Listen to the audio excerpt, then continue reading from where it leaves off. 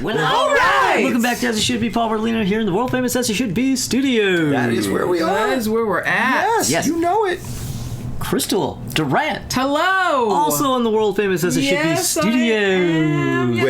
Wait. If you're about to tell me that I'm also Tommy Von Voigt sitting here in the world-famous As It Should Be studios, you can blow my mind. TRV, that is where you're at. Holy crap. Oh, see, I wasn't going to tell him because I didn't want to see his mind go. It's all over the place. It's just mind everywhere. Mind. Yeah. You know. The interns will come clean that up. I mean, and now we got to clean up our peace of mind. Oh! Yeah.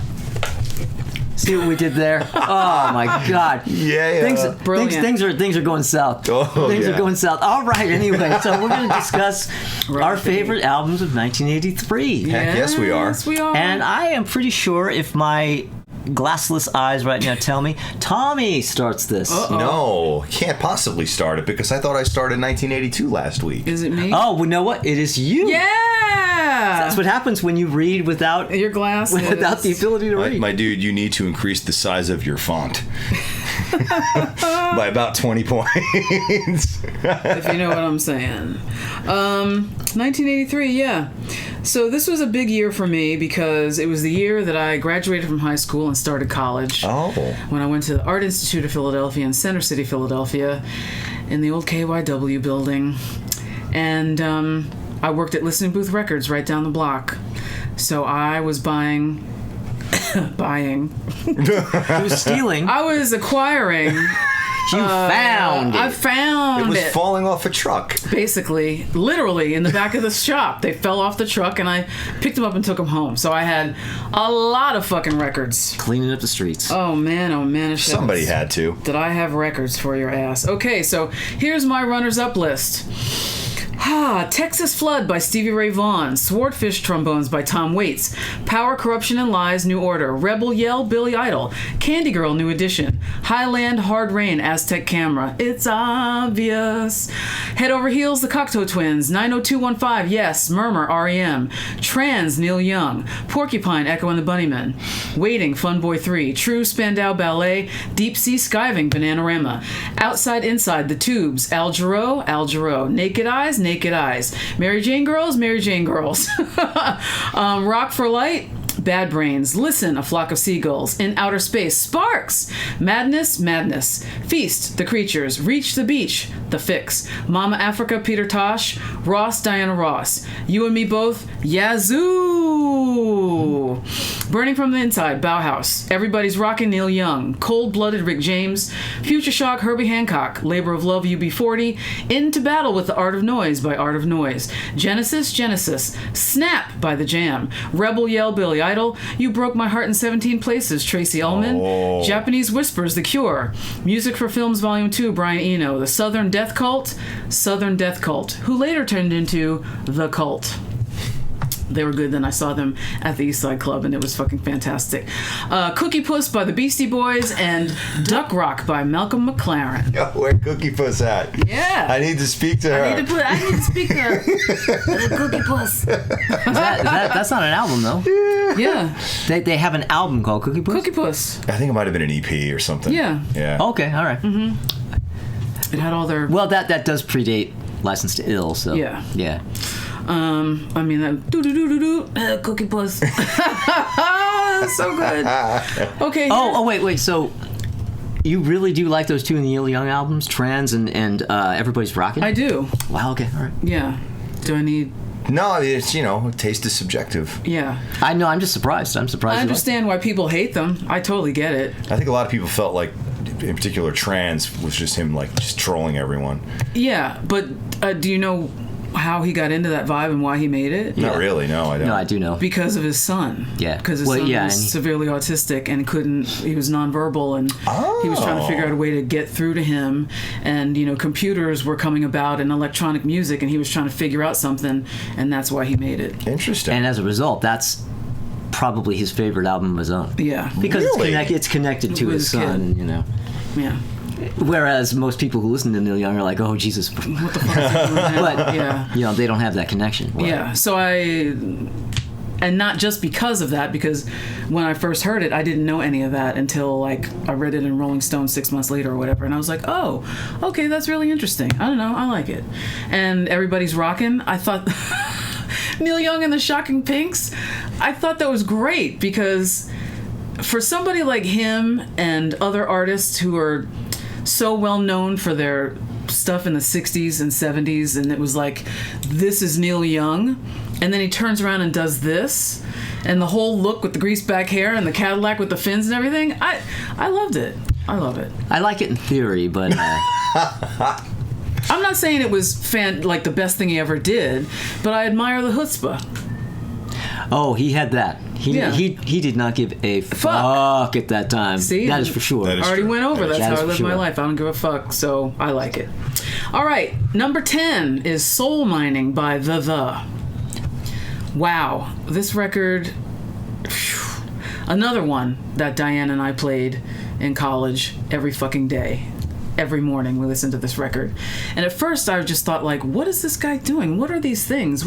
There's a xylophone, there's this, there's that. This is so weird. But the more I listened to it, the more I enjoyed it. And it's one of my all-time favorite records. It's so good. Are you guys familiar with them? Yeah. I'm familiar with them, but I don't think I know that particular album. Yeah, it's great. And there were two different versions of it. I believe there was a UK version and an American version. And even though the illustrations were very similar, done by the same artist, they had different songs. Coming in at number 9 is Madonna with Madonna. Madonna. Mm-hmm. Oh, wait, you know what? Oh, you got it, right? You should probably do this one. Yeah, Madonna. Mm-hmm. Yeah. I thought it was, like, who is this chick? She's named after the Madonna. What is she doing? And it's, kooky, catchy, poppy. Her voice is all weird. She was young. I like it. I like it a lot. Then coming in at number 8, I have Sweet Dreams Are Made of These by Eurythmics. And there's another song that you could not escape. And it was on MTV every 5 seconds. And it was blasting out of everywhere. And, all synthy. What's wrong with Dave Stewart? How come this guy doesn't smile? He doesn't talk. This weird chick with buzzed red hair. What is going on? Is she a man? What's happening? And this time period is, I don't want to say ubiquitous, but I feel like a door was kicked open where these things happened. And then it was like, Gesundheit, where androgyny was big at the time, and is it a boy, is it a girl? You got Boy George, you got Peter from Dead or Alive, you got all these things going on, and so at first it was like, ew, this is weird, ew, yucky, but then people really got into it, and I'm happy about people that. Get used to shit. Yeah, it was good, but they're great. Dave Stewart is fucking amazing, and she's got an amazing voice. Annie Stewart, she's so little Annie Lennox. Yeah. And this voice comes out of her. She's like a little bird. The first time I saw her, I was like, God, she's so tiny. How does that voice come out of her? But it does, and she's great. Coming in at number 7 is She's So Unusual by Cyndi Lauper. Oh, man. Love her. Cindy is a national treasure. So great. Are you kidding me? Oh, man, this record. Yeah. And I don't care who you were. I knew hardcore punk rockers who had this record. Classic rock people who had this record. Everybody loved this record, at least in Philadelphia where I was for college. And, you know what? It's great. This is another one of those greatest hits-y kind of records. Oh, yes. I mean... Yeah. There's not one song you don't know on side 1. In fact, I think you get halfway through side 2 before there's a song you don't know going in. Yeah. I mean, I know all of them, but yeah. You know, but if you're a yeah. casual, like you don't know the album, you just know the singles. Yeah. Yeah. Yeah. It's fantastic. I love it. Coming in at number 6, I've got Let's Dance by David Bowie. It was an MTV record. Mm-hmm. Big time. Big time. But it's pretty solid. I really like this record. Not just the single. I fucking hated that shit at the time. I'm not into it now, but I don't dislike it anymore. It's all right. Yeah. I kind of like Let's Dance is a good song. Yeah. There are other records that are better, but I like this. It made my top 10. Number 5 is the Wild Style original soundtrack. Oh. Which I wore that shirt a couple episodes ago. But, yeah, it's the birth of hip hop, and it's a documentary, and it's very eye-opening, I think. And it was for a lot of people who really didn't know what was going on here in New York and what happened at that party at Sedgwick Avenue. And then it was all over the place, and kids throwing down cardboard and breakdancing and beatboxing and all that stuff. And it's a very important movie. You should see it if you haven't seen it. Wild Style. It's really, really good. Then coming in at number 4, I have Synchronicity by The Police. Yeah. Another record that a lot of people got sick of because... Woo. Wow, it was on all the fucking time. It was big MTV record. Yeah. Was it greatest hits caliber? But, you knew all the songs. You couldn't get rid of it. Right. And I think... like old school Police purists, some of whom I know, and I know 2 of you are watching, did not like this record because they were like, ew, they sold out, MTV, they didn't like it. Like, it was too synthy for at least one person I know, but I thought the songs were great. It's a great record. I feel like that album's really spot. I feel like that album, only the singles are good, but there's a lot of fucking singles on it. Yes, you know what I mean? So yeah, it's good. Then I've got at number 3, Speaking in Tongues by Talking Heads. More Talking Heads genius with that jackass David Byrne. Coming in at number 2, I got War by U2. Whoa, she's a refugee. I love it. Well, it does have my favorite U2 song on it. Which is? New Year's Day. New Year's Day. About this. Yeah. So great. Yeah, I love that record. That was a great tour. Fucking fantastic.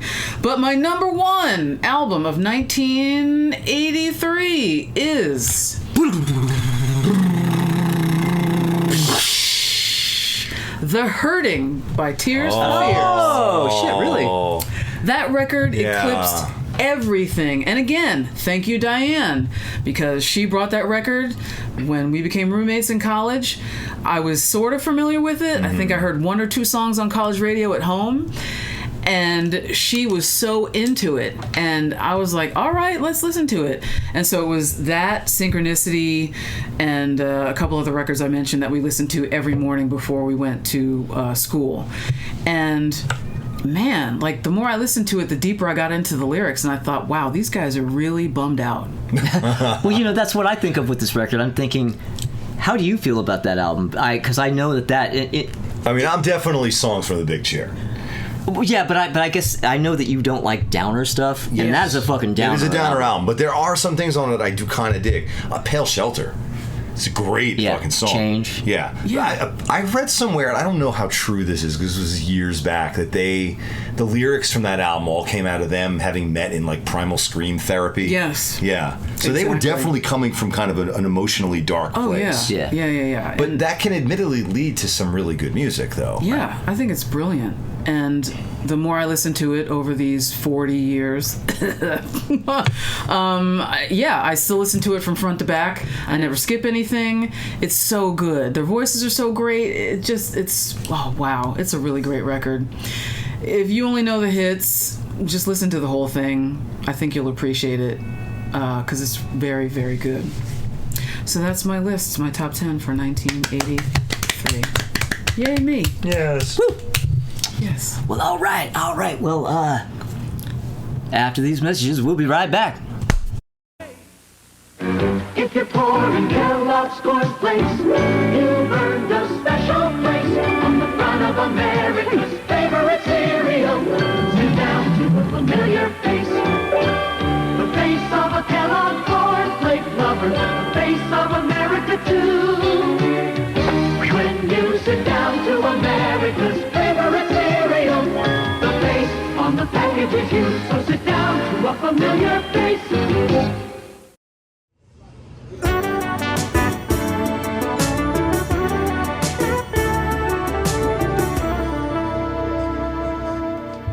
Okay, all right. Well, we're back now, and it's my turn there. I'm going to start discussing some albums from 1983. As you know, I am all right. the authority on the 80s.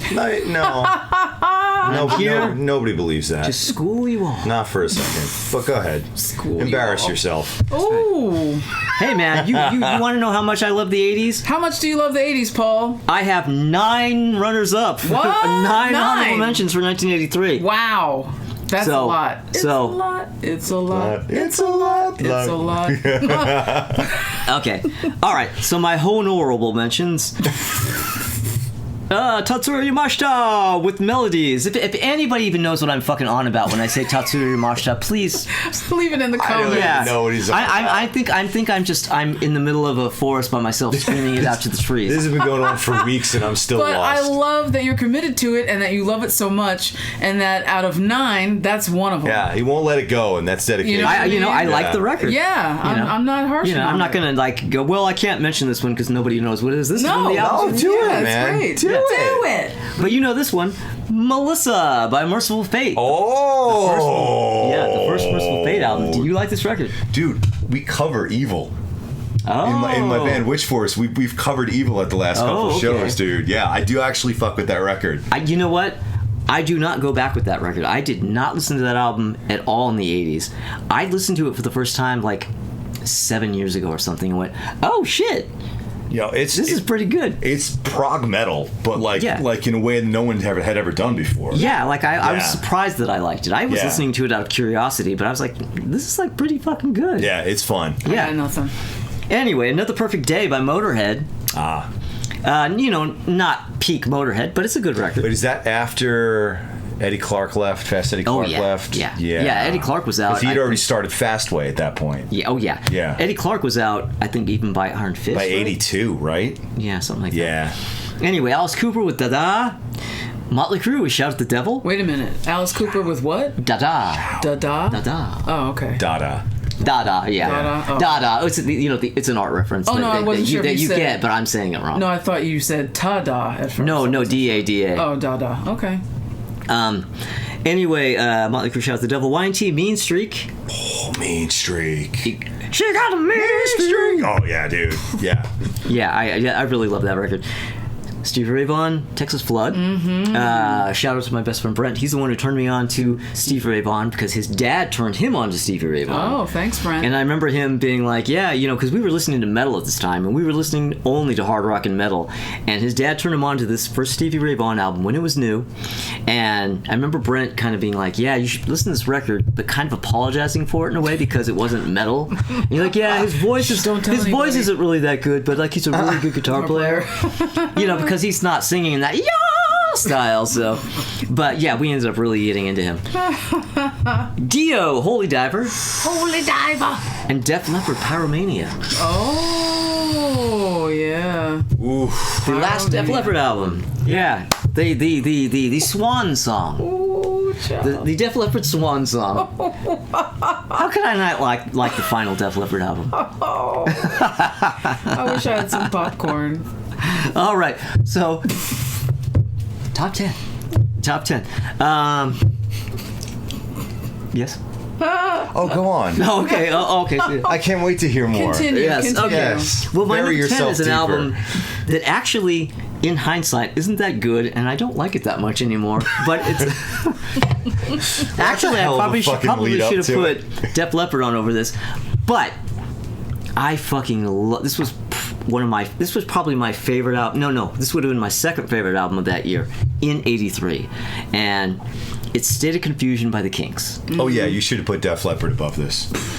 But when I bought that record, I absolutely loved it so much. It was one of my very favorites, and it's just such a huge part of that time for me that I couldn't not include it. I don't know. I couldn't not put it on the list. Okay. But it's not one of their better albums, but it's okay. All I know is that song, State of Confusion. Oh, that isn't all you know on that album. What else do I know? Oh, no. Shall we? Oh, no. 1, 2, 3. Come dancing. Yes. Oh, yeah. God. That's so why great. I hate it so much. Yeah. But State of Confusion, that's a pretty good song. All right, anyway, so number 9. If you wanna come, Shut up. Speaking of a band's final album. Speaking of a band's final album, my number 9, Flick of the Switch by AC/DC. Now hold the fuck up here. Hold the phone. Hold the fuck up. I know you are not about to try to trash on Fly on the Wall. Fly on the Wall is one of the worst albums by a band that I've ever heard. Yes. Beep, beep. Oh my god. Fly on the Wall is terrible. Anyway, number 8. The Hurting by Tears for Fears. Yeah. Yeah. Oh yeah. Now that. Fuck yeah. Talk about an album that's better than Fly on the Wall. Whoa, man. Fucking how you gonna And better than Flick of the Switch. shake your foundations? Sink the pink? Come on. What are you... Shake your foundation. What is he? What do you... Sink the Pink. Sink the pink. That's Sink nasty. the pink. That's The thing nasty. about that, okay, well, no, we're not talking about this album on this. I forgot. Oh. We will be discussing But we're this album. going to be discussing this We will album. be discussing this album when the time comes. Number 7. Journey with Frontiers. Yes. Yeah. Yeah. Yeah. Okay. An album, by the way, that I didn't really like at the time. I really liked Journey a lot in the 70s, and I was still with them on Escape, but by the time this came out, I'd gotten to that age where, like, this was lame, because it wasn't metal. Yeah. You know what I mean? I'm like AC/DC, and Twisted Yeah, Sister, I and can Iron see Maiden, and that. Judas Priest. Yeah. And Journey was like, that sucks. I mean, this was firmly corporate radio friendly. yeah, rock. I was But it's not into brilliant, though. It's great. But I do want to say, though, my group of friends, I had my friend Doug Zerba, who you met, Yep. and then the twins, Mark and Matthew Zerba. Mark, of Mark and Matthew, the twins, loved Journey. He absolutely loved them. Doug and Matthew and I and whoever else, we hated Journey, and we would always tell him how much Journey sucked. And he loved all the bands that we loved, but he also loved Journey. But Journey sucks. And Mark would go, nope, Journey's great. Nope, you guys are wrong. Journey's fucking awesome. And even at the time, but especially later on, I basically always admired that we were teenagers and we were fucking ganging up on him like you wouldn't fucking believe, drilling into him, trying to make him feel as bad as we could about liking Journey, and he God. stood his ground. He fucking held his chin up to here and said, you guys are fucking wrong. Journey is great. And So and he I was salute right. you, Mark, for that. He was right, though. And in the end, Journey was now great. I fucking love this record. Yes. Yeah. Yeah. Good for you, man. Sticking to your guns. Yeah. Hell yeah. Anyway, that was way too long of a story for that, and I might edit a little of it, if not all of it. All right, so number 6, Kiss, Lick It Up. Oh gosh. Kiss, Lick It Up. Now, Yep. I remember going into the record store. I didn't know this record was coming out. I actually did not see the Kiss unmasking on MTV. What? Oh, I figured you'd have been all over Are you that. serious? Well, no, the reason why I didn't, I was aware of it. But I was aware of it, but like our cable was fucked up. Like I wasn't able to watch it. Like our cable was fucked up, and I couldn't watch it. man, Huh. whew, that was crazy. So I walk in, and I don't know if I forgot about it or what, but all I know is I walked into the record store, and there was the Lick It Up album, and I was like, whoa, and I just stood and I just stared at it, like, and I just, you could tell who was who. Yeah. And I just was like, wow, I can't fucking believe I'm seeing their this. faces. But then I'm like, Lick It Up, huh? And that alone, I wasn't really into Kiss anymore. I had gotten off of them, and the dumbass title, I went, this is really like mind blowing and interesting, yet I'm not buying it. Oh no. So I didn't buy it because it was really, I was kind of really sort of blown away for 9-10-year-old me to be seeing this. Right. Yeah. But I didn't want the record, really. Yeah. Then, maybe like a little later, like the next week or whatever, I used to sleep in the living room. We lived in this little apartment where I slept in the living room because my sister and I had shared a bedroom. There were only 2 bedrooms. My mom had one, my sister and I had one, and then I got to that age where I couldn't share a bedroom with my little sister. I was 13. My sister was a child. So I started sleeping in the living room. and I slept on the sofa or on the floor, and they would all go upstairs and go to bed, and I would lie there and watch TV until I decided I was tired and go to sleep. Yeah. And I had the TV on, went to sleep, and I woke up in the middle of the night. Oh no. At the right as the video for Lick It Up Oh started. no. Oh. And that was just like seeing them on the video in motion without makeup was just like, holy shit. And I really liked the song.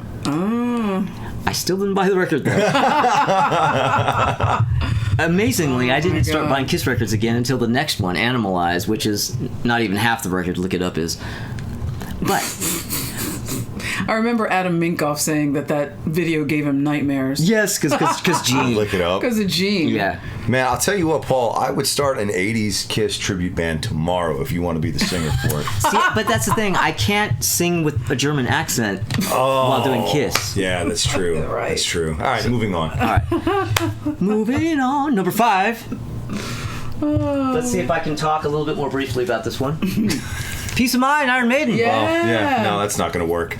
Yeah, no, it's not because Sit down, buckle up, everyone. this was my first Maiden album Oh, that shit. I actually got.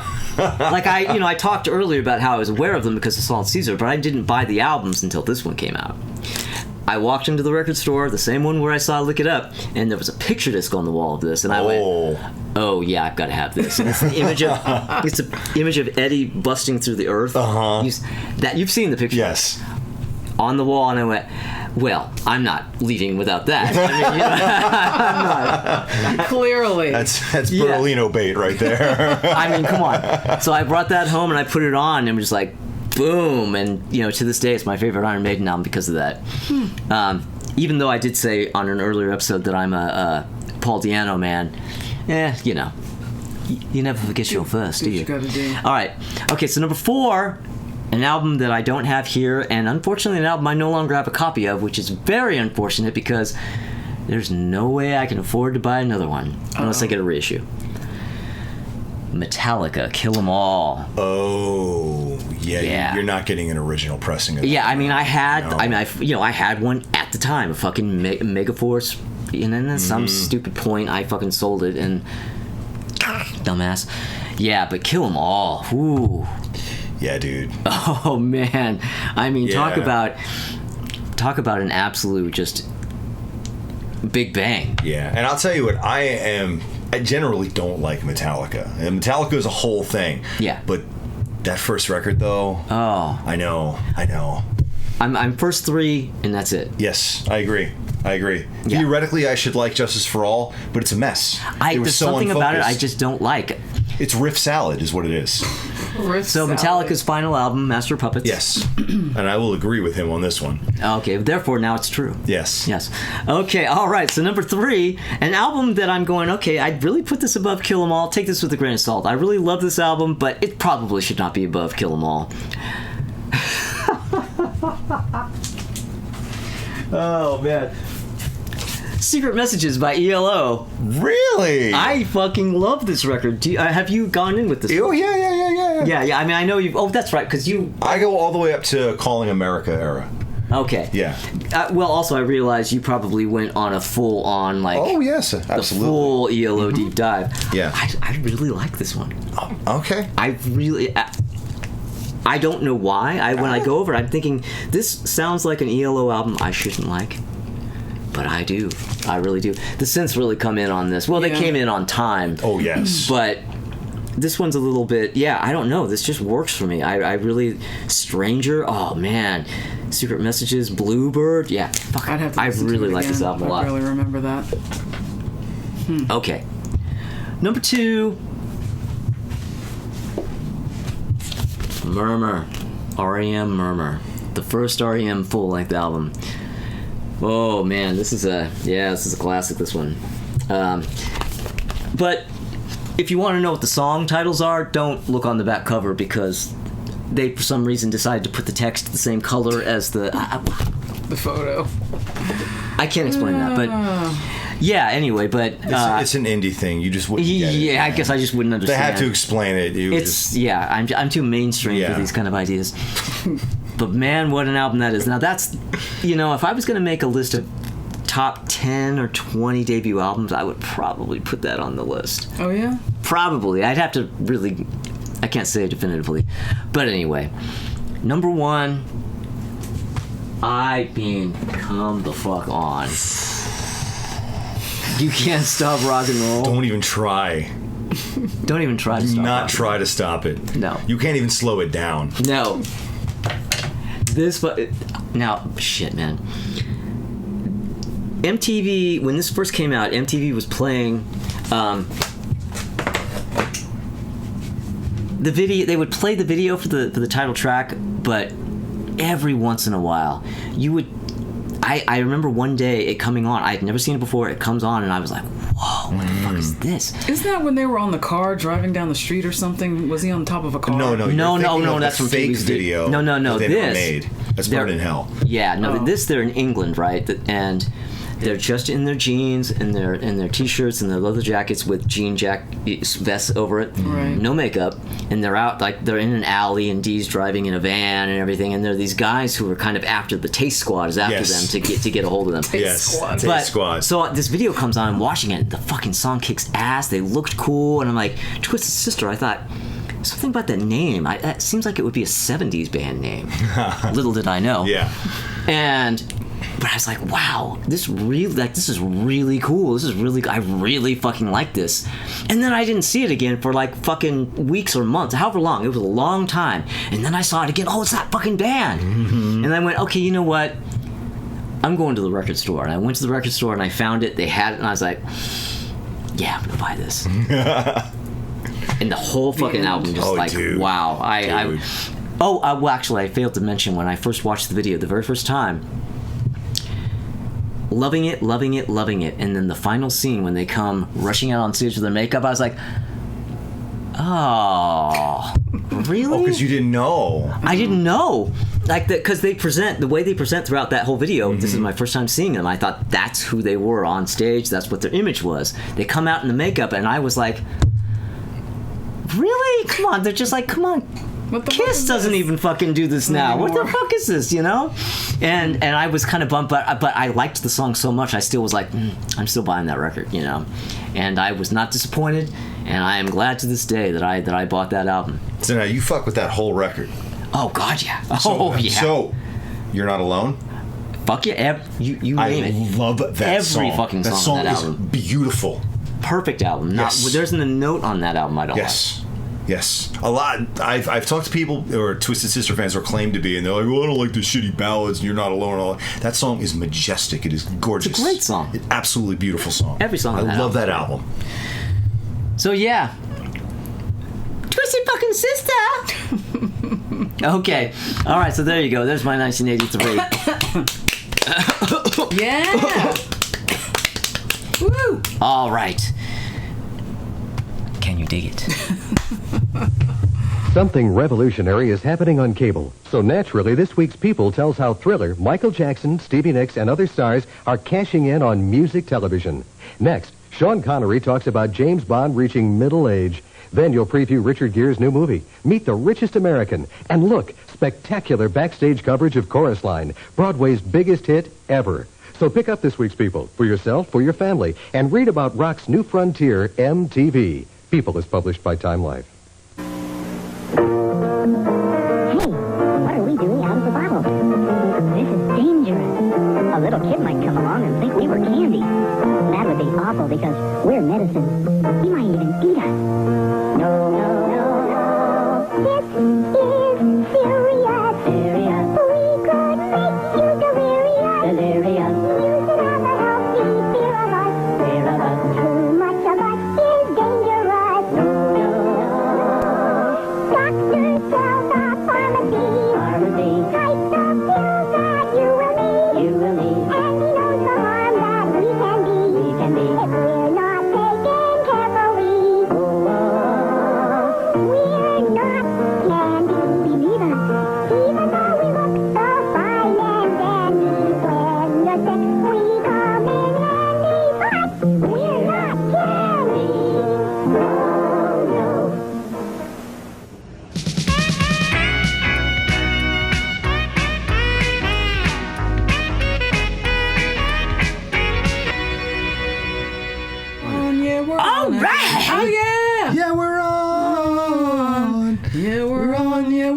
again. All right. So, I'm going to kick off my 1983 with a holy shit, this exists. Oh, no! I am. You've got to dig up the album cover for this one. Oh, I will. Okay? I will. Metal Magic by Pantera. I know. Oh no! You're hip to I'm this, already right? with you. I'm You're already hip with to you. this. Okay, so I'll do a quick explanation. So, Pantera. A lot of people knew Pantera as the band that white supremacist rednecks were into in the '90s, and Really?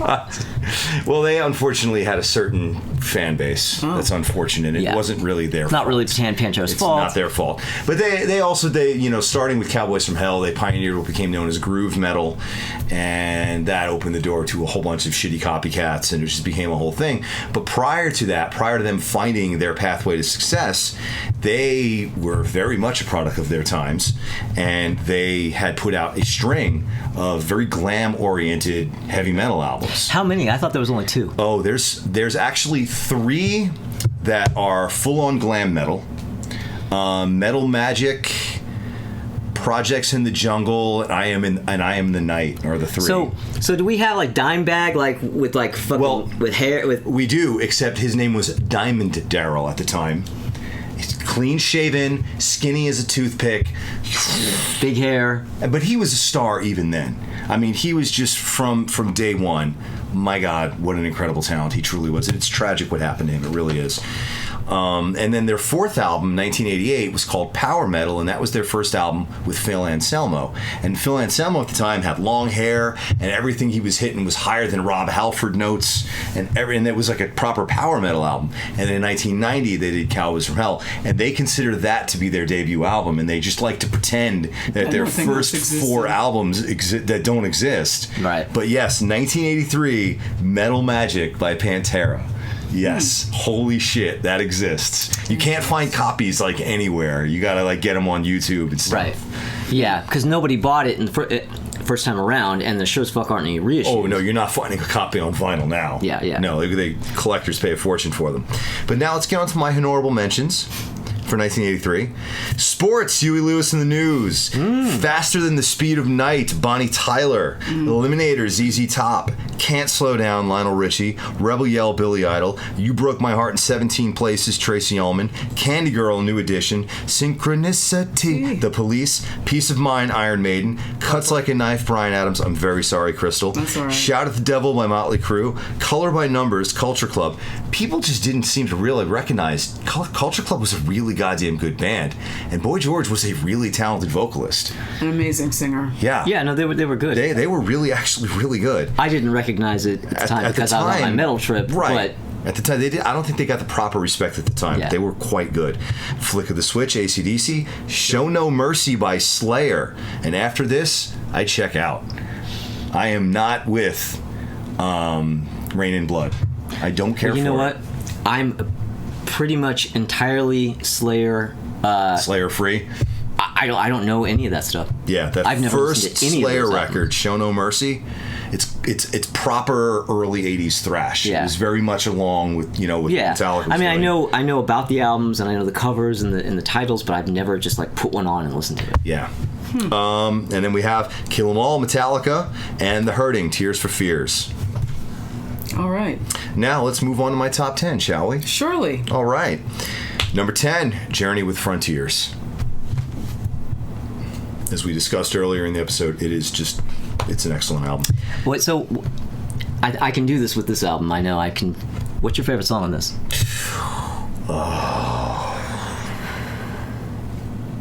On Frontiers,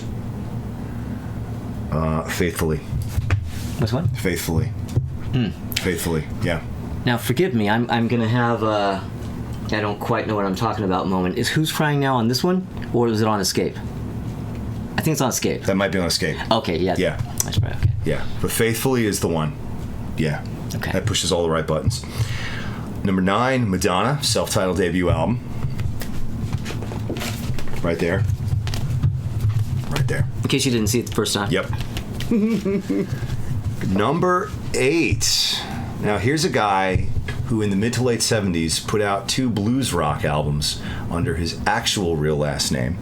And then he put together a hard rock band with Bruce Kulick called Blackjack, and both of those albums did not get proper label support, so those went nowhere. And then he tried it again with a polished hard rock sound. In 1983, Michael Bolton with his self-titled, not technically a debut, but no, there it is. There it is. There it is. You don't know. Whoop, there it ain't. Whoop, there it ain't. All right, fine. Number 7, Bark at the Moon. There you go. Which one? Bark at the Moon. Bark at the Moon. Whoa. Oh. Hold on a second. Oh. You're a no boy for Bark at the Moon? Oh my God. That's what he said. He said that. That's what I said. I said that. Well, you're wrong. I do what I want. And you hear... Oh! Wow. Now I really need some popcorn. Sir! I need a white glove. Do you have a white glove so I can slap you in the face? Sir! I have a white tie over here. It's really? You don't get with Bark at the Moon? You know, I love this don't. album. I just don't. I'm not the biggest Ozzy solo guy anyway. Well, his solo output is entirely dependent upon who was in his band at the time and who was writing the songs. Because he's not doing that shit. No, but this album is fantastic. Jake E. Lee was just full of fucking fire when he came on board. I think it's an incredible album. Well, I don't hate it. I mean, it's like 1,000 times better than, say, Ultimate Sin. That album sucks. And you know what's funny is that is the other Jake E. Lee album, and they were just out of ideas. I do not like Ultimate Sin at all. I've tried repeatedly. The lyrics are terrible on that. Yeah. You know, we're out of control. It is a weak fire album. of the night, and we're out of control. Kind of stupid lyrics. It's like, okay, you know, all right. But oh my God, they were. Bark at the Moon. That record sounds hungry to me. I don't know. You know, I just love it. To be fair, I haven't really gone in deep with that album. I really only know the singles.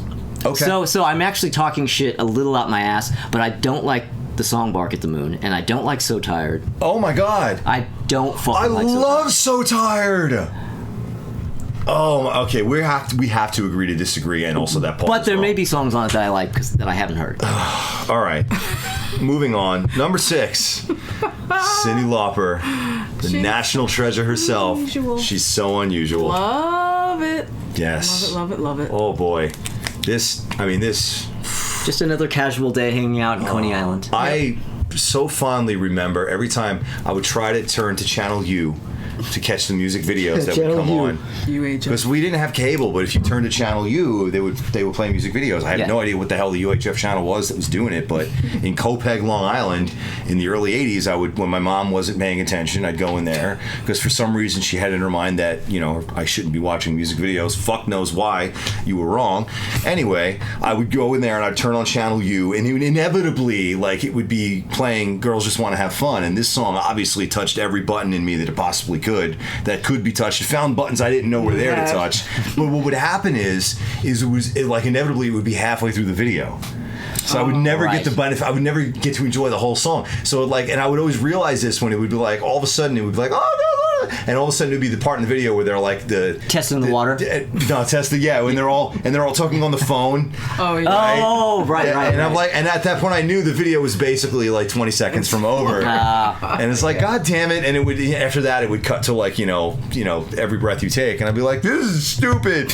I'm going outside to dig a hole for no reason. But anyway, she's so unusual.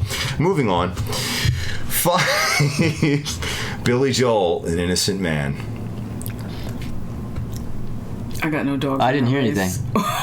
I didn't hear any. Somebody say something. All right, I could explain why this album is awesome, but it's just gonna fall on fucking deaf ears here. So well, I'm a little deaf. So. I'm listening. All right. Well, it's okay. So he wanted to do a tribute to all the music that influenced him when he was younger. So the whole album, every song on there is like a tribute to a different influence, either a genre or a specific artist from the 50s and the 60s. Mm-hmm. So, for example, Uptown Girl, which is absolute perfection, and it's one of the finest achievements of mankind, and I'm not being ironic, and don't dare come at me in the comments because I will go full fucking nuclear on you. That was a tribute to Frankie Valli and the Four Seasons, and he absolutely nailed it. Yes, completely. So the whole he did. album is that kind of throwback vibe, and every single song is like a different kind of throwback. Yeah. I just think it's great. See, the thing about that is he did completely nail Frankie Valli and the Four Seasons with that. Oh my God, But I don't yes. really like Frankie Valli and the Four Seasons. So Oh! Billy Joel trying to fucking This is- imitate that shit? No, thank you. This is Billy Joel presents Uptown Girl and 11 other hits the kids will yeah, enjoy. basically, yeah. Yeah. And If he that's the really thing. wanted to get the Frankie Valli thing, that's what he would have done. Yeah. Well, I'll give you another thing though, is that I haven't listened to that album as a whole. I just know the singles, which is fucking half the album. Half the album is singles. And I It don't was a like them. Huge so album. there may be songs on Well, it I would like. then this album's probably not for you. Yeah. Oh well. Anyway, now here's one you can't possibly dispute. My number 4, except Balls to the Wall. Yeah, I mean, come Oh, on. are you? I'm gonna go Yeah. full Bertolino here. Go, do Are it. you fucking kidding me? Balls to the Wall. Holy shit. Holy shit. That You is gotta an point- you have to point at them a lot, too, when you do that. Fucking lootly. There's 2 of them. Yeah. Oh my god. Yeah. That's a great record. Anyway, my number 3, Dio, Holy Diver. Oh my God, we are hitting like just an absolute golden period. Yeah, in yeah. proper heavy metal here. You're right. Yeah. Oh.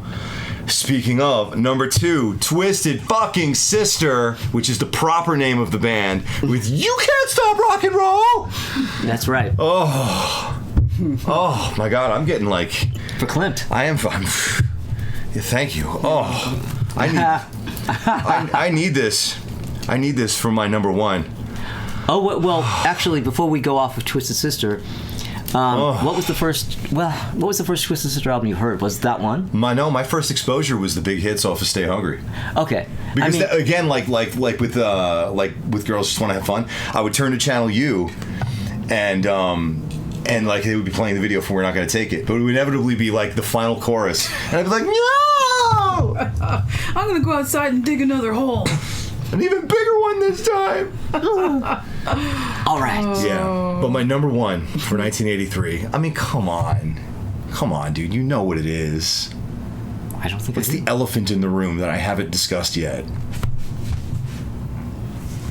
You don't have a copy on display, which is a fucking grievous oversight. Okay, well, I do tell. Are you fucking kidding me? Def Leppard with Pyromania. Oh my god! As if there was gonna be any other album for me at number 1 for 1980. Come on, dude, you knew. No, I forgot. I wasn't in your thinking of heart, the you album. It knew, wasn't though. coming to Yeah. mind.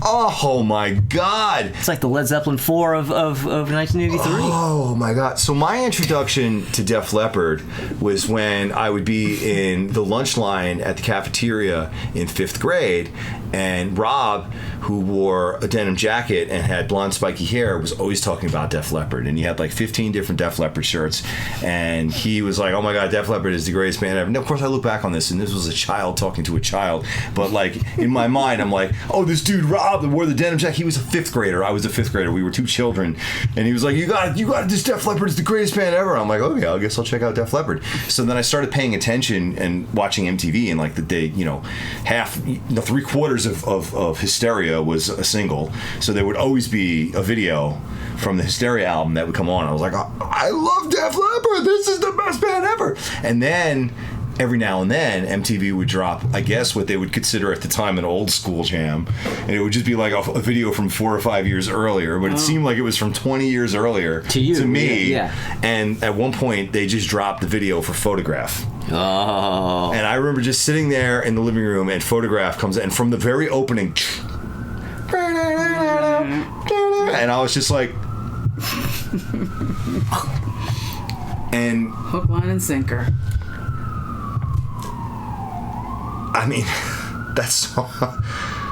Yeah. It's a That great was an song. absolutely phenomenal I love that song. I mean, Yeah. I truly, with every fiber of my being, I would love to meet. I'm not much for meeting celebrities, because they don't want to meet you. Honestly, they don't. They want to go about their lives for the most part. They don't need random fans going up to, oh my god. But I would actually really love to just bump into like Joe Elliott or something and just tell him. I'm sure he's heard this many times before. Dude, your music genuinely touched and shaped my life in such a positive way.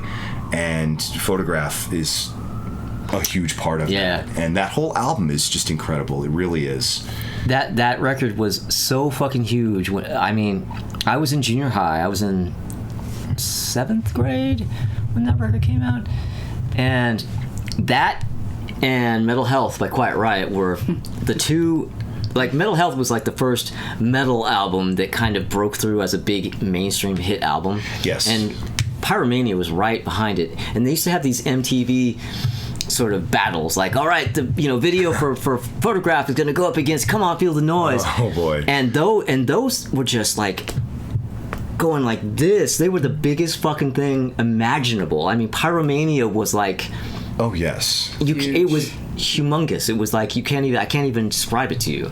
You know, it's so funny though that they think that they were having, and of course I'm saying this in hindsight, that they were having, okay, Pyromania versus Mental Health, like one of those albums came far better equipped to fight. Let's be real here. Let's be real. Well, you know what's so funny about that is one of those, I only had one of those records in the 80s, and it's not this one. I actually had Quiet Riot. I did not have Pyromania. Oh my gosh. But because... Well, you were a kid, you know. Well, I was going to say it's because everybody I knew had Pyromania. That was one of those albums that you didn't have to own. Oh, because it was just everywhere. I didn't have to own that record. But to be fair, I didn't have to own Metal Health either. That was everywhere as well. But it's the same story as Peace of Mind. I happened upon the picture disc. Oh. And I went, oh, well, okay. I was a sucker for picture discs at that time. For Metal Health, you got the pictures for Metal Health, right? Yeah. Yeah, okay. Well, I get that, though. Yeah. That would have been an awesome looking picture disc. But, yeah, Pyromania, though. Definitely a better album, by far. Good God. By far. Yeah. I'll tell you what, it was one of those, hashtag life goals when a couple years ago we did the Def Leppard F-Bomb, which was, because of COVID intervening, it was basically 2.5 years in the running. And when I got to be up on stage playing Photograph and playing the solo for Photograph and the outro solo for Photograph with your shirt on. Yes. Well, I did have my shirt on, but I think I might have been wearing my Union Jack shirt or something like that, the sleeveless one. Yeah. And I think I switched at that point in the set to my Ibanez Destroyer, which is the black one with the triple pickups that Phil Collin played in all the videos from the Pyromania era. And I could have just at any point halfway through that song just got down on my knees and just wept with joy. Because, and I know it sounds cornball, but I don't care. It was such an emotional high point for me. Nah, you know what? I get it. I think back to like little Tommy in the living room in Copeg watching the Photograph video, and to think that one day I was on stage playing all those riffs and those solos, and God, I totally get it. I have that with doing Ballad of Dwight Fry, Alice Cooper. Oh God, I could see that. Yeah. Because that was the impact that track had on me when I was fucking 11 when I first heard it. Yeah. Well, anyway, so yeah. Yes. Very good. Yes. Very good. Oh, we need a break. Woo! All right. Oh boy. And here one break coming up. Just go to Action Park. There's no other park like it. When it's hot out, this is a great place to spend the day with your family. There are lots of big things for little kids to do. I love Action Park because it's so beautiful. It's like coming to Broadway. It's wonderful. Race like a pro. It's great. These are the most amazing rides in the world. I love it here. There's nothing in the world like Action Park. Cat Mill Records breaks its own record. It's amazing. It's incredible. It's the grand opening of a new Cat Mill Records in the Winter Green Plaza in Rockville. Every $8.98 list record, $5.99 every day. That's $5.99 every day. It's Michael Jackson's Thriller, the hit record of the year. Over 11 million sold worldwide. Michael Jackson. It's like Billie Jean, The Girl Is Mine, Human Nature, Beat It, and more to come. Michael Jackson on CBS, the biggest record in the world. Cat Mill Records, every $8.98 list record, $5.99 every day. Cat Mill Records in Rockville.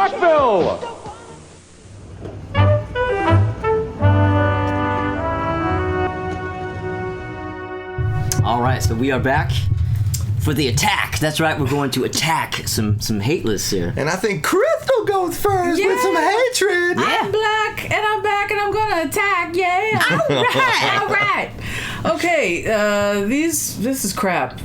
Oh man. This is. Oh, there's some good shit coming. It's not a lot. There's some good shit coming. Not a lot. Know it. It's not a lot, but I think it's pretty potent. I can't wait. Okay, so the first one is the Staying Alive soundtrack. Oh. don't think it's not good, but I don't think it's that bad. Yeah. Wow. I don't know. It's kind of. It's kind of lame though. The woman and you. I just kind of ignore it. It's really. terrible. Yeah. It's terrible. But a lot of people really loved it. Really? The dummies who also liked the movie, which sucked ass too. That was not a good movie. So awful. Like going from the highest high fever and then to this and John Travolta. It like ruined a lot of people's lives, that movie. Then I've got Men at Work. Oh yeah, I think this would be Cargo. Cargo. Right. Yeah. Men at Work. Cargo. I'll give you. In fairness, Cargo was a weak album. Terrible. Yeah. It was bad, and it got played a lot because of the other one. At least where I lived. I don't know if you guys heard. Oh no, it was ubiquitous. But it was for me too. Those kooky Australians. Whatever. Not good. Then I have almost a tie, but I'll say here's the second worst one, which is "Lick It Up" by Kiss. So you've listened to that whole album and you think it's terrible? Yeah, I don't like it. Wait, you're telling me you're going to sit there and tell me that when you got to All Hell's Breaking Loose, you weren't totally on board? The street hustler comes up to me one day and I'm walking down the street minding my own business. And he says, "Man!" Oh, okay, dude. now that has always been ridiculous. Paul, sit down. Yeah, get in your lane, Paul. You are out of your depth here, man. Yeah, I just like, because after, I jumped off the Kiss ship way before this. And, then they took the makeup off. Okay. And then it was like they lost their magic to me. Yes. And the whole mystique of the makeup and the costumes, and I was just so used to that for so long. And then they take off the makeup, and then it's like, oh God, Gene Simmons really is ugly. And these outfits they had on, and the misogyny in the video, and it's just like, come on, are we still doing girls wearing rags running around pretending that they're feral? Who wasn't doing that at that time? I know everybody was, and that's why I got sick of it. Now, hold on a second. What? Now, if I had the opportunity to shoot a heavy metal video with a bunch of scantily clad women running around like a bunch of feral people in a post-apocalyptic wasteland, I'm not saying I would say yes, but I'm not saying no. I want to hear the pitch, is all I'm saying. I'd like to see some storyboards, see what you got in mind. That's all I'm saying here. So it's what I'm hearing is that's a maybe boy. It's a yes boy. That's what I want to do. That's what. Anyway, it's his 80s as a kid. Yeah, that's why I want to do it. And I didn't think the songs were good. I didn't like it. I don't like it. No, sir. I don't like it. Yeah. But the worst one from 1983, hands down, so disappointing after a lot of really good records and a lot of huge hits that everybody knows and everybody sings. And I think it's all because one guy in the band got a huge head and thought that he could do anything after the previous success. Oh, I know what this is. And that is Kilroy Is Here by Styx. Yep. Dennis DeYoung, you got this kooky concept, science fiction, whatever the fuck it is, who is this Kilroy? And then you use Kilroy, which was like an early graffiti thing in the 60s and 70s, where it was just like this, like a that actually I think thing. dates back to even World War II. Yeah. And then you turn it into this weirdo concept, and it's so incredibly bad. I can't believe that the rest of the band didn't walk out on him. Well, they kind of did, ultimately. Well, now hold on a second. This is actually a very a good topic to bring up. So, in all the later behind the musics and interviews and everything, yes, those guys are always quick to say, "Oh," and then he comes at us with "Kilroy Was Here," and we're like, "Oh no, not another concept album." I don't buy it. I think that in hindsight, they're trying to act like they were too cool for that and were forced to do it by the dork in the band. Because it stunk. I'm calling bullshit on this. Like you think they would be praising it now if it had been like a highly regarded thing. If it had been highly regarded, and it was a huge moneymaker for them. They didn't turn down any of the fucking checks from Mr. Roboto. Yeah. But I just think in hindsight, they're looking back and trying to make themselves look cooler. And I think I call bullshit. I don't know for sure, but I think it's bullshit. Well, I don't know. I don't know. It could go either way. If they really didn't want to do it, they could have just walked out and made them get session musicians, and they didn't. But that's they the didn't thing. do that. Do you just walk out of something like that? If I they mean, they're genuinely- Instincts, wildly successful. You walk out because you don't like this one album. I mean, that's going to take a lot to. I don't make you know, do. man. Like, I don't know. I think they're. I think I think they're playing with facts a little. I mean, bit. they could be. It's I don't think they were, revisionist history. There I'm you not. go. I don't necessarily buy that they were 100% on board. They may not have been gung ho. Yeah, I mean, yeah, they may be sort of really laying on thick how against it they were, but I don't think they were all going, yeah, fuck yeah, let's. I don't I'm think not that. saying they were like 100% for it, but I think they are laying it on really thick. I mean, they might have been going, okay, this seems a little lame to me, but hey, who knows? I mean, I don't let's know. see how it goes. It stinks. The end. So apparently it stinks. Love Crystal. All right. Well.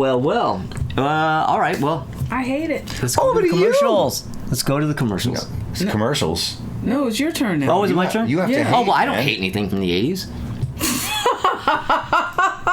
I mean, we can go to commercials if you want, but we're coming right back to you, and you're still going to have to give your hate list. There's no way, I can't get out of this. There's no way you're getting out of this. I guess I'm going to have to hate some 80s then. Okay, all right. Boy, yeah. All right, if that's the way it has to be. All right, worst of the year. Oh, okay. Oh, now it's coming back to you. Now I'm realizing I have some stuff here. Yeah. Well, okay. My first thing here, I have 3 dishonorables and then a worst of the year.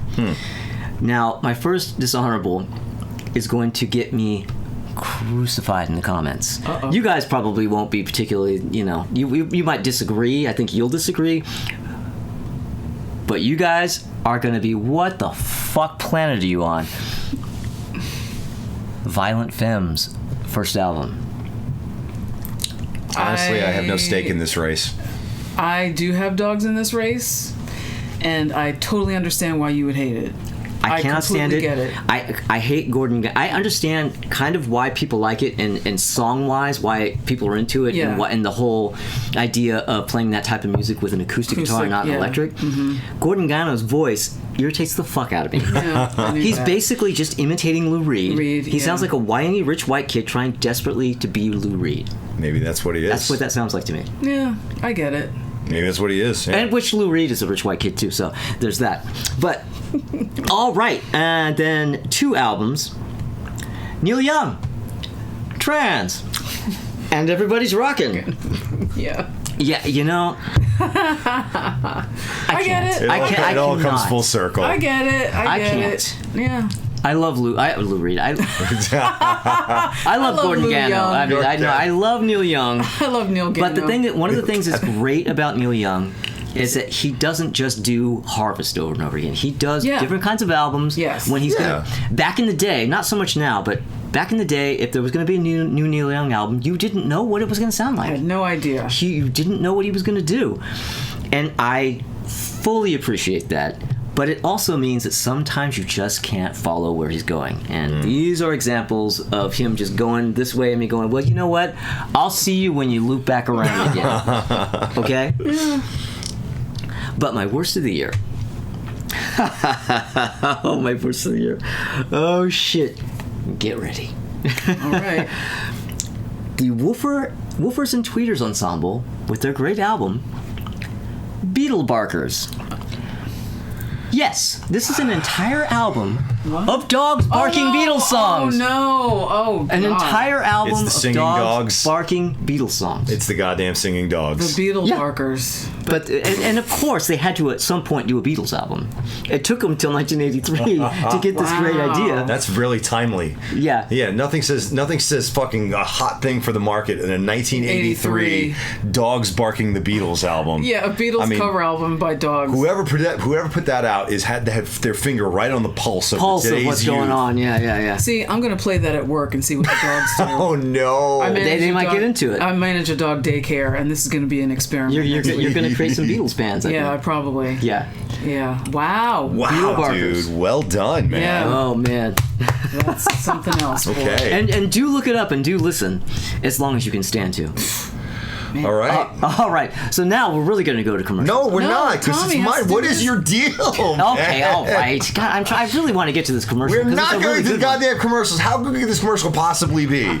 You know what? This is the end of a very long day, and I don't remember where we are in this. We have been shooting since like 1:30 in the afternoon, and it is now 9:30. We've been doing this for 8 hours. 8 hours. 8 hours straight in the humidity. Yes. We are fried. Yeah. But we do it for you. I mean, he looks at me early when it's his turn to do his hate list, and he just looks at me blankly. He's like, let's go to a commercial.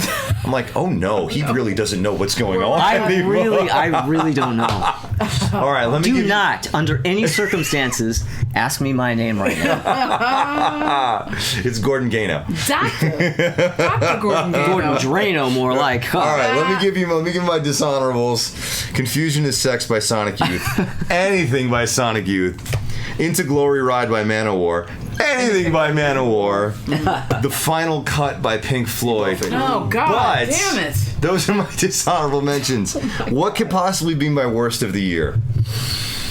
Something that's not worse than that. So, we previously talked about in previous weeks 2 phenomenal heavy metal albums. And then that collaboration fell apart because of egos and cocaine. So then the remaining members decided, well, let's just get a new singer then. We'll make it a new band. So they get together with the singer from Deep Purple, Ian Gillan. I know where we're headed. And the record company's like, oh, boy, that's cute. You're calling it Black Sabbath, though, if you want us to put that album out. So they did. They called it Black Sabbath. Born Again. This is a bad album. This is a bad album under any band name. This is an album that should have never seen the light of day. The production is terrible. The mix is terrible. The songs are terrible. Ian Gillan is a horrible fit for this music. There is nothing good about this album.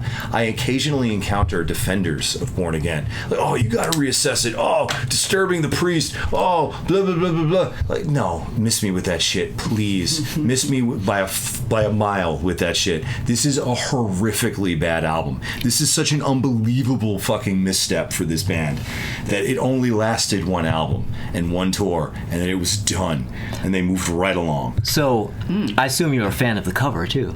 I hate the cover. The cover is horrible. I don't know what it looks like. Oh, it's that baby with the fucking purple background with the red baby. and they put the little fangs and horns on it. Yeah. It is a dreadful cover. Oh, that looks terrible. I mean, it's like first-year art student that doesn't actually have any talent came up with that cover.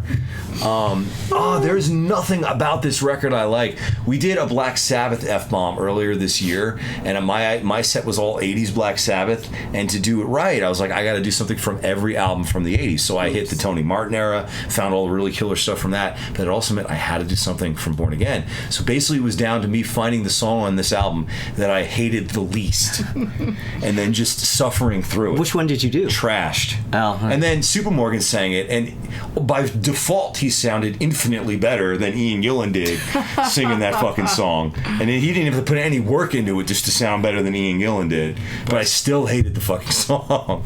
Yeah, this is a vile album. This is awful. I don't hate this album as much as you do, but I don't like it. I deeply, deeply dislike this album. I dislike it even more because I had to go back and try to find something on there to fucking bother playing. Right, so you kind of had to Listen. I had to reassess an album that I already had fucking given up the ghost on, so... Yeah. Womp womp. Yep, and that's me for 1983. Okay, so are we done with this We're segment? finally done, guys. Can we go to the fucking commercials now? Commercials. Here's Bruce Jenner for Tropicana Pure Premium. Smells like fresh oranges. Smells like Tropicana. Sure, fresh Florida oranges are all we use in Tropicana Pure Premium. Isn't all orange juice alike? Nope. Only one can be the best. For me, it's fresh-tasting Tropicana Pure Premium. It's pure, pasteurized Florida orange juice, not reconstituted with water like other leading brands. Tastes good. Tastes like fresh oranges. Only one can be the best. For me, it's fresh-tasting Tropicana Pure Premium. All right. We're back. Jesus Christ, we're tired. Oh, yes, Let's we are wrap so this up. tired. But Oh, hey, my this God. is the big last ending of the episode. The last ending? It's out of all the endings, it's the last one. Well, hey, the way things have been going, yeah, there could potentially be several endings because I could basically not get it right. But before we go on to the ending, it is vintage photo time. Yeah. All right, so this is Crystal in October of 1983. This is her college ID photo. Now, note, she was getting totally freaky, man, with the mismatched earrings. Yeah, whew. New wave as fuck. And here I am in my 8th grade school pic, kicking it about as Karate Kid as it's possible to kick it without actually being Ralph Macchio. I mean, I could use a headband, I suppose, but you can't have everything. And here's Tommy in 1983 at Sears Photo Studio. Look at that little glimmer in his eye. He's thinking about getting home from this stupid photo thing so he can go straight to UHF and see if he can find a Cyndi Lauper video. Yeah. All right, well, there you go. So that is Crystal and me and Tommy in 1983. All right, so there we are, 1983. Weren't we taking cute? 83 by storm. Yeah. Yeah. You were adorable. You were just adorable. Well, yeah. You guys were, I guess. I know I was. Well, all right. Thank you, everybody, for watching, as I always say. And thank you for subscribing, as I always say. But if you haven't subscribed, well, I don't thank you, but I will thank you to subscribe. And if you do, click the little bell, because you may want notifications. And do be sure to come back next week, because we are going to be talking about the banner year of 1984. All right. Yeah. See you guys later. Ciao. Yeah, I think you shall.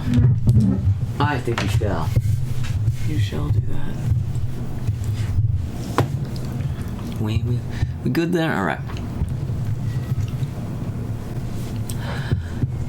All right. It's 1983. Ooh wee wee wee. La la ooh. Ooh wee.